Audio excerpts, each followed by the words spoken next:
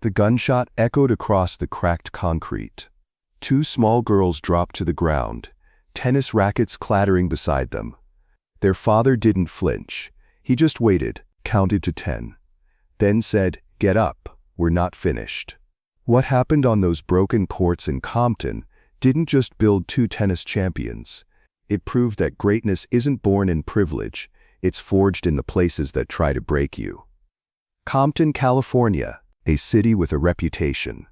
Gang violence, poverty, crack epidemic tearing through neighborhoods, drive-by shootings so common they barely make the news anymore. A place where most people are trying to get out, where dreams go to die, where survival is the only goal that matters.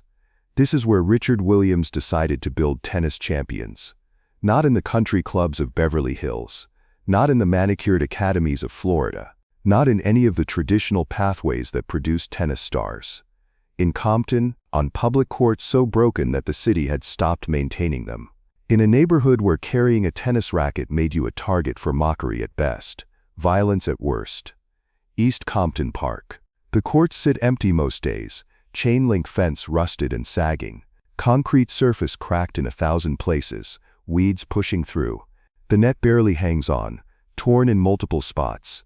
Graffiti covers the back wall, gang tags marking territory. Glass from broken bottles scattered around the edges. This isn't a tennis facility. This is an abandoned space where the city forgot to care.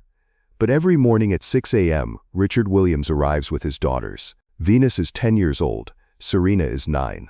They come in an old Volkswagen van, parking on the street where Richard can see it. He brings 2 grocery carts filled with tennis balls, hundreds of balls, most of them used, salvaged from other clubs, dumpster dived from facilities that throw away what they don't need. Richard Williams is 49 years old. He has no formal tennis training, never played competitively, never took a single professional lesson, but he has a 78-page plan, written years before his daughters were born. A plan for how to create tennis champions from nothing, from less than nothing, from Compton. People think he's crazy. His wife Oracine, who everyone calls Brandy, sometimes wonders if he's pushing too hard. Neighbors shake their heads. Social workers ask questions. Why are you making those girls practice tennis in this neighborhood at 6 in the morning? Don't they need to focus on survival, on staying safe, on getting an education that might actually help them? Richard has an answer. He always has an answer. I'm not making them practice tennis. I'm making them unstoppable. This morning, like every morning, the girls arrive sleepy. Venus is taller, more coordinated, picks things up faster. Serena is smaller, rounder, struggles more with the technique but burns with something different, something fierce. When Venus misses a shot, she looks disappointed. When Serena misses, she looks angry. At herself, at the ball, at the whole world that seems designed to make things harder than they need to be. Richard sets up the cones, maps out the drills, the same drills they've done 500 times. Forehand cross court, backhand down the line, serve practice, return practice, movement drills where they have to navigate the cracks in the court, learn to adjust their footwork, learn that nothing will ever be perfect, so you better learn to adapt. The sun rises slowly over Compton, orange light cutting through smog. The temperature is already climbing. By noon it'll be 95 degrees. But they'll be gone by then. Richard has a rule. Practice before the heat, before the gangs wake up, before the neighborhood becomes dangerous in the way that daylight makes danger visible. Venus serves first. Her form is getting better, smoother, more powerful. The ball clears the torn net, lands in the service box. Richard nods. Good. Again. Serena watches, waiting her turn. She's impatient. Always impatient. Wants to hit, wants to move, wants to do everything Venus does, but better, faster, stronger. The competitive fire that will define her career is already burning at 9 years old. Then it happens. A sound that everyone in Compton knows, a sound that stops conversations, that makes people duck, that sends children running for cover. Gunshots. Close. Maybe 2 blocks away, maybe closer. Hard to tell with the way sound echoes off buildings. Pop, pop, pop, pop. Richard's hand shoots up, down. Venus and Serena drop immediately. This isn't their first time. They know the drill, not the tennis drill, the survival drill. The one Richard taught them before he taught them forehands. Face down on the concrete, hands overhead. Stay still, Don't move until it's clear. The gunshots continue. 5 more. Then silence. The terrible silence after violence. The silence where you don't know if it's over or if it's just pausing. If someone is dead or if everyone survived. If the danger is past or if it's coming closer. Richard stands, scanning the street, his body positioned between his daughters and the direction of the shots. If danger comes, it goes through him first. That's not strategy. That's fatherhood in Compton. 30 seconds pass. A minute. No more shots. No sirens yet. They'll come eventually. But Compton's learned that sirens arrive after, not during. You're on your own when it matters. Get up, Richard says. His voice is steady. Not scared. Not even particularly concerned. Just matter of fact. We're not finished. Venus stands, brushing dirt and broken concrete off her practice clothes. She's shaken. You can see it in her hands. Slight tremor when she picks up her racket. Serena stands too. She's not shaken. She's angry. Why do we have to practice here? Why can't we practice somewhere safe? Richard looks at her. This is the question he's been waiting for. The question he knew would come eventually from one of his daughters. The question that lets him explain the thing they don't understand yet. Come here, he says. Serena walks over. Venus joins them. Richard points to the court, to the cracks, the weeds, the torn net, the graffiti, the blood stain near the fence that nobody bothered to clean. You see this court? What do you see? Venus answers first. I see a mess. I see a court that nobody takes care of. Richard nods. What about you? He looks at Serena. Serena thinks. I see a place that's not as nice as the courts on TV. That's right. This court is broken. This neighborhood is dangerous. Everything about this situation is wrong. By traditional standards, you two shouldn't be here. You should be somewhere safe, somewhere clean, somewhere with coaches and facilities and everything perfect. He pauses. But here's what I see. I see a training ground. I see the hardest possible conditions. I see a place that will forge you into something that privileged kids with perfect courts could never become. He kneels down so he's eye level with them. When you girls play at Wimbledon someday, and you will, nothing will be as hard as this. The grass will be perfect. The nets will be new. Nobody will be shooting guns. Nobody will make you duck and cover. Every single thing will be easier than what you're doing right now. And when those other players, the ones who learned on perfect courts with perfect conditions, when they face adversity, when something goes wrong, when the pressure gets intense, they'll crack. Because they've never been tested. Not really. They've never hit forehands on concrete so broken it changes the bounce every time. They've never practiced through fear. They've never learned that you can drop to the ground from gunshots and then get back up and finish your drill. But you will have learned that, and that will make you unstoppable. Serena looks at the court, then back at her father. So the broken court makes us better. The broken court makes you tougher. The danger makes you mentally strong. The lack of resources makes you creative. Every single disadvantage you face here is training you to handle anything tennis throws at you. He stands up. Now serve. We lost 2 minutes to those gunshots. We're getting those 2 minutes back. Serena serves. Her ball hits the crack, bounces weird, flies long. She doesn't get frustrated. She adjusts, tosses again, compensates for the imperfection. The ball lands in. Richard nods. This is the pattern. 6 days a week, 3 hours each morning, before school, before the neighborhood wakes up. Building muscle memory on broken concrete. Building mental toughness through danger. Building championship mentality in the last place anyone would look for tennis greatness. The neighbors think Richard is crazy. Mr. Johnson, who lives next door, stops him one morning. Man, why you got those girls out here playing tennis? This ain't Wimbledon. This is Compton. They need to focus on real life. Richard smiles. Polite but firm. This is real life. This is them building something nobody can take away. An education is important, but so is teaching them they can achieve anything regardless of where they start. But tennis? Come on, Richard. How many black girls make it in tennis? How many kids from Compton become professional athletes? None, Richard says. Yet, that's why we're here. Someone has to be first. Why not my daughters? Mr. Johnson shakes his head. Walks away. Another crazy dream in a neighborhood full of broken dreams. But Richard knows something Mr. Johnson doesn't. He knows that greatness doesn't come from perfect conditions. It comes from perfect determination under imperfect conditions. He knows that every rich kid with a private coach and a perfect facility has one weakness. They've never had to fight for anything. They've never had to prove they deserve to be there. They've never had to overcome anything real. His daughters are overcoming something real every single day. Months pass. The routine doesn't change. 6 a.m., broken courts, 3 hours, adjusting to cracks, playing through interruptions, learning that nothing stops practice. Not weather, not danger, not doubt, Nothing. Serena is 10 now. Venus is 11. They're getting good. Really good. Better than anyone expected. Better than Richard hoped this early. Venus's serve is approaching 70. Serena's forehand is already showing the power that will define her career. But they're also getting noticed. And not in good ways. Gangbangers watch them sometimes. Young men with nothing to do. Weapons visible. Territorial about the park. At first they mock. Tennis. In Compton. Y'all must be lost. Richard engages them carefully. Respectful, but not afraid. My daughters are training. We'd appreciate being left alone to work. Most days they lose interest. But one morning 3 young men approach. Early 20s. Gang colors visible. Attitude aggressive. The kind of situation that can escalate fast. The leader speaks. This our park. You paying rent to use our court. Richard stands between them and his daughters. This is a public park. We have every right to be here. Public park in our territory. That means we decide who uses it. Tension builds. Venus and Serena stand frozen. Their children watching their father face down men with guns.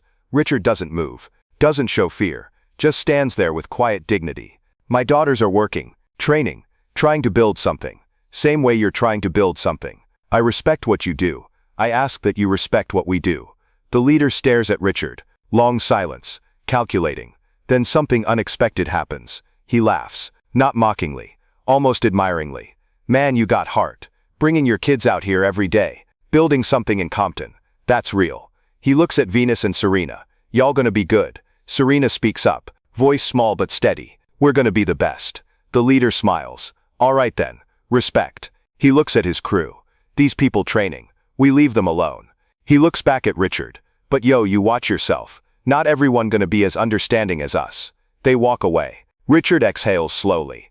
Turns to his daughters. Serve practice. Let's go. They continue. But something shifted. Serena saw her father stand his ground. Saw him protect them with nothing but conviction and respect. Saw that courage isn't the absence of fear, it's moving forward despite it.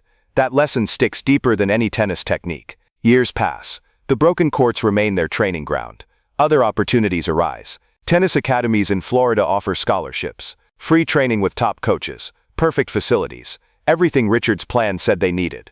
He turns them down. People think he's sabotaging his daughters, keeping them in Compton out of stubbornness or pride or ignorance. But Richard knows something they don't. He knows that moving them to comfort now would undo everything the struggle has built. The mental toughness. The hunger. The understanding that they're not entitled to anything. That every victory must be earned. He keeps them in Compton, on the broken courts, until they're ready. Until the foundation is unshakable. Serena is 14. Venus is 15. Richard finally agrees to let them enter junior tournaments. Not because they're ready technically, they've been ready for years, but because they're ready mentally. Ready to face the world that will judge them, doubt them, dismiss them. Ready to prove that Compton girls can compete with country club kids. Venus enters her first professional tournament at 14. Serena watches from the stands. Venus loses first round, but she doesn't break down, doesn't question herself, just takes the loss, analyzes what went wrong, goes back to the broken courts in Compton to work on it. Serena's first pro match comes a year later. She loses too. Same response. No excuses. No blame. Just work. The tennis world watches these 2 black girls from Compton with skepticism.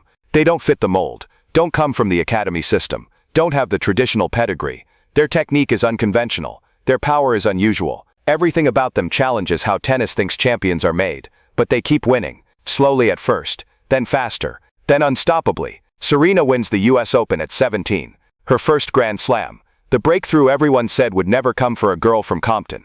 When she lifts the trophy, Richard is in the stands crying. Not because she won. Because the plan worked. The 78-page plan written before she was born. The plan everyone said was crazy. It worked. In her victory speech, Serena thanks her father, thanks her mother, thanks her sister, and then says something that surprises everyone.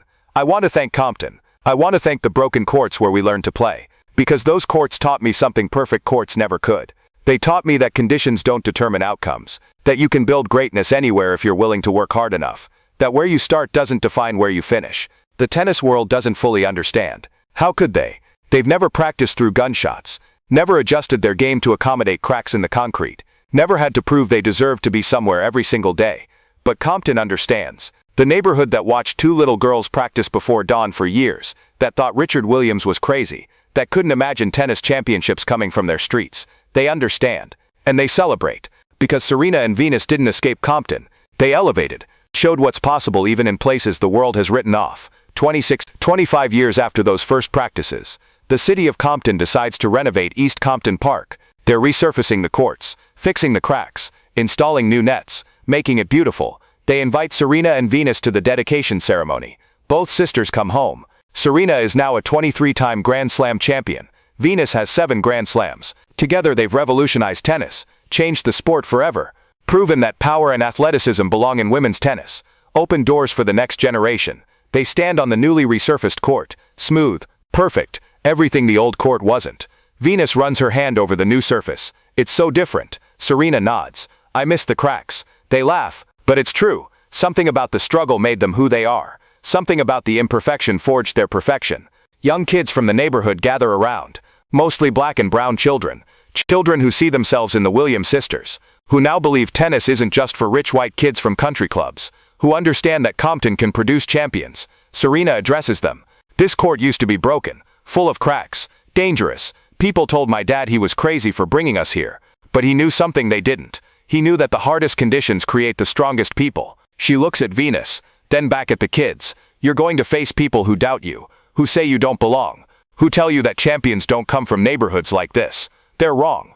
We're proof they're wrong. But proving them wrong isn't easy. It requires work, discipline, showing up every day even when it's hard, especially when it's hard. A young girl, maybe 9 years old, raises her hand. Serena points to her. Did you ever want to quit? Serena thinks. Honest answer. Yes, many times. When I was your age, I wanted to be normal, wanted to sleep in, wanted to not practice in dangerous places, wanted things to be easy. What made you keep going? My dad. He told me something I didn't understand then, but I understand now. He said, Serena, easy doesn't make champions. Easy makes comfortable people. You're not training to be comfortable. You're training to be great. And great requires difficult. The girl nods, soaking it in. An older boy asks, would you still be champions if you trained at a fancy academy instead of here? Serena and Venus look at each other. Venus answers, maybe, but we wouldn't be the same champions. The broken courts taught us something perfect courts can't teach. They taught us resilience, mental toughness, the ability to adapt to any condition. Those skills matter more in the long run than perfect technique. Serena adds, every time we step on a Grand Slam court, we remember this place. We remember hitting balls on cracked concrete. We remember gunshots and danger, and people doubting us. And we remember that if we could handle that, we can handle anything tennis throws at us. She looks directly at the kids. Whatever broken court you're on right now, literally or figuratively, don't wish it away. Learn from it. Let it make you tougher. Let it forge you into something that perfect conditions never could. The ceremony ends. Photos are taken. Autographs signed. But one moment stands out. Richard Williams, now 74 years old, stands alone on the new court, bouncing a tennis ball, looking around at the transformation. From broken to beautiful. From forgotten to celebrated. Serena walks over, stands next to him. You were right, Dad. The broken courts did make us unstoppable. Richard smiles. I know, that was the plan. Did you ever doubt, ever worry you were pushing too hard? Every day, he admits. Every single day I wondered if I was doing the right thing. If I was asking too much. If the danger was worth it. If I should just let you be normal kids with normal lives. What kept you going? I believed in you more than I doubted myself. I believed that you two were special. That you deserved a chance to become everything you could be. And I knew that nobody was going to give you that chance. The tennis world wasn't looking for black girls from Compton, so I had to create the path myself, on broken courts, before dawn, with grocery carts full of used tennis balls, because that's what love does. It builds paths where none exist. Serena hugs her father. Thank you for the broken courts. Richard hugs her back. Thank you for trusting me even when it didn't make sense. This Compton Park has become a destination. Young players come from all over to practice on the Serena and Venus courts. Not because they're the nicest courts, because they represent something bigger. A documentary crew interviews players there, asks what it means to practice on these courts. A 15-year-old black girl from Atlanta says, my coach brought me here to show me where it all started, to remind me that I don't need perfect conditions to become great. I just need work ethic and belief. A 12-year-old from Brazil says, in my country we don't have fancy tennis clubs. When I feel like quitting because our courts aren't nice enough, I remember Serena practiced somewhere even harder. If she can become a champion from Compton, I can become a champion from Sao Paulo. The broken courts of Compton have become a symbol. Proof that greatness isn't built in comfort. It's forged in difficulty. That champions aren't born in privilege. They're created through determination in the face of disadvantage. The lesson Richard Williams taught his daughters on cracked concrete at 6 a.m. while gunshots echoed in the distance isn't just about tennis. It's about life. Perfect conditions don't create perfect people. Struggle creates strength. Disadvantage creates determination. Broken courts create unbreakable champions. So here's the question. What's your broken court? What's the imperfect condition you're complaining about instead of using as training? What's the disadvantage you're viewing as a limitation instead of an opportunity to become tougher than everyone who had it easy? Because Serena Williams learned something on the cracked courts of Compton that every privileged kid with a perfect facility missed. The harder the path, the stronger the person who walks it. Your broken court isn't holding you back. It's preparing you for everything ahead. Stop waiting for perfect conditions. Start building greatness right where you are. Like two little girls from Compton who became unstoppable.